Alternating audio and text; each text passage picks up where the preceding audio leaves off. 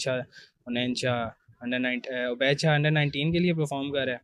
तो मेरी नज़र में तो टैलेंट ही है, क्योंकि अब ज़रूरी नहीं है कि वो उसी के भाई हैं तो सिफारिश ही हो, टैलेंट भी हो सकता है और वो परफॉर्म भी कर रहे हैं उसी तरह। नेशनल कप में अहमद शहजाद अच्छे परफॉर्मर रहे, अच्छे खासे स्कोर बनाए, 50 बनाई, किसी भी फ्रेंचाइज ने उन्हें पिक नहीं किया, क्या कहेंगे इस बारे में? जी, अहमद शहजाद की उम्र भी हो गई है, अगर देखा जाए टैलेंट को उनके, तो बेश नो डाउट कि अच्छा खेलते हैं।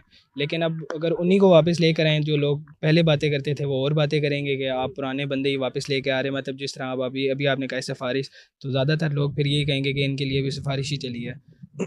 जो हमारे यंग प्लेयर हैं उनको मौका मिलना चाहिए, जिस तरह अभी हारिस खेर है और हसीब खेर है, इस तरह उनको यंग को मौका मिलना चाहिए। वो आगे आगे जाएंगे तो उनके लिए भी होगा। उसने अहमद शहजाद ने अपनी अपनी क्रिकेट खेल ली है अपने एरिया की, जो उसने दौर की क्रिकेट खेलनी थी वो खेल चुका है।